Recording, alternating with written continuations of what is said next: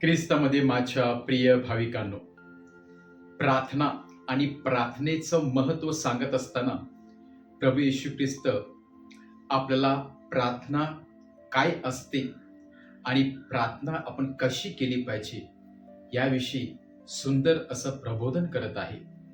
पुष्कळ वेळा वाटते की आपण जास्त वेळ परमेश्वराच्या सानिध्यात राहिलो म्हणजे ती प्रार्थना होते, किंवा आपण जास्त शब्द वापरले किंवा चांगली अलंकारिक भाषा वापरली म्हणजेच ती प्रार्थना देवाला समर्पित केली जाते की देवाला प्रिय असते.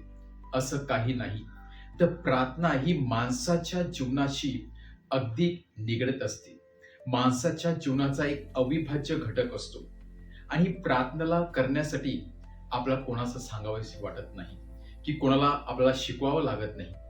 जेव्हा एखादं संकट आपल्या जीवनामध्ये येते तेव्हा आपोआप आपले लिप्स, आपले ओठ, मुख उघडले जाते आणि त्यातून जे शब्द पडतात ते शब्द आपल्या हृदयाच्या गाभाऱ्यातून येत असतात आणि ती खरी प्रार्थना असते.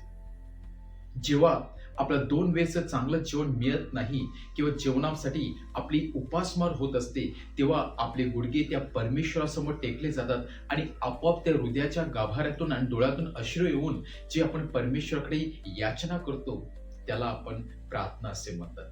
जेव्हा एखादी व्यक्ती हॉस्पिटलमध्ये असते, आपली प्रिय व्यक्ती आपल्यापासून दूर गेलेली असते, तेव्हा त्या व्यक्तीच्या आरोग्यासाठी जेव्हा आपले गुडघे टेकले जातात आणि अंतःकरणातून जे शब्द बाहेर पडतात त्याला आपण प्रार्थना असे म्हणतो.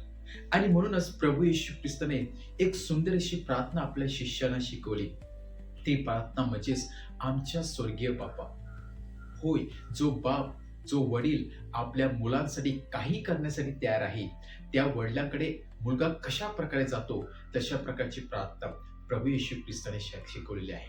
आणि या संपूर्ण प्रार्थनेमध्ये माणसाचं आयुष्य लपलेलं आहे, माणसाचं संपूर्ण जीवन लपलेलं आहे.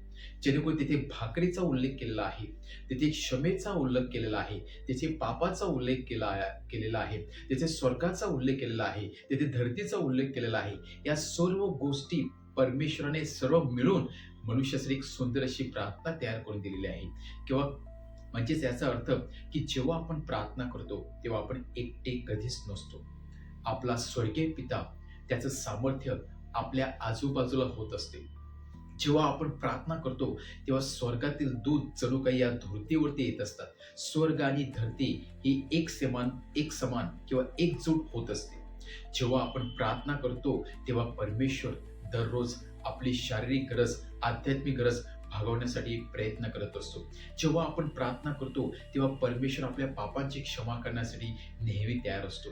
जेव्हा आपण प्रार्थना करतो तेव्हा परमेश्वर मोहापासून, संकटापासून आपलं संरक्षण करण्याचा प्रयत्न करतोस. म्हणजेच प्रार्थना ही एकटी नसते, तर या प्रार्थनेमध्ये आपण सर्वांना एकत्र घेऊन चालत असतो. आणि म्हणूनच प्रभू येशू ख्रिस्ताने ही साधी सोपी प्रार्थना आपल्या शिष्यांना शिकवली, जी प्रार्थना त्यांना आयुष्यामध्ये उपयोगी पडणार. आणि म्हणूनच प्रार्थना कशी करावी, कुठे करावी याविषयी विचार करण्यापेक्षा की आपण प्रार्थना नक्की कशासाठी करतो हा प्रश्न आपण स्वतःला विचारला पाहिजे. आपण प्रार्थना अशासाठी करतो की आपल्याला परमेश्वराशी नातं जोडायचं आहे. आपण प्रार्थना अशासाठी करतो की आपल्याला स्वतःमध्ये बदल घडवून आणायचा आहे. कारण प्रार्थनेद्वारे परमेश्वरामध्ये कधीच बदल होत नसतो. प्रार्थनेद्वारे इतरांमध्ये बदल होण्यापेक्षा जास्त बदल आपल्यामध्ये होत असतो. आपलं आणि परमेश्वराचं नातं अधिक घट्ट बनत असते. आणि म्हणूनच प्रभू येशू ख्रिस्त आपल्या सर्वांना दैनंदिन जीवनामध्ये थोडा वेळ काढून प्रार्थनेमध्ये घालवण्यासाठी प्रार्थना करत आहे, सामर्थ्य प्रवृत्त करत आहे किंवा प्रोत्साहन करत आहे. कारण जी व्यक्ती प्रार्थना करते ती व्यक्ती परमेश्वराशी जोडली जाते, ती स्वर्गाशी जोडली जाते, ती देवदूताशी जोडली जाते, त्या आजूबाजू व्यक्तीशी जोडली जाते, निसर्गाशी जोडली जाते आणि त्या व्यक्तीची आध्यात्मिक, शारीरिक, मानसिक वाढ व्यवस्थितरित्या होत असते. आपण देखील प्रार्थनेद्वारे परमेश्वराशी संवाद साधण्याचा प्रयत्न करूया आणि दररोज क्षणभर नेहमी आपण प्रार्थनेमध्ये घालवण्याचा प्रयत्न करूया.